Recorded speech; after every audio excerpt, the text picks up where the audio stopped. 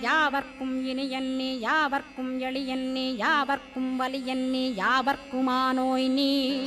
உனக்கொரு கோயிலை என் அகத்துள்ளே புனைவேனே சிவசக்தி குமரா சரணம் சரணமையா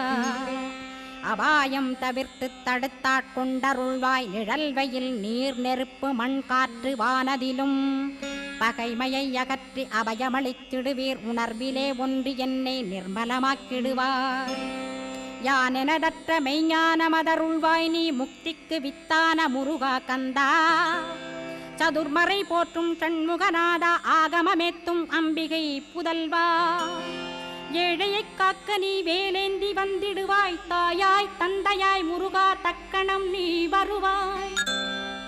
சக்தியும் சிவனுமாய் சடுதியில் நீ வருவாய் பரம்பொருளான பாலனே ஸ்கந்தகுரு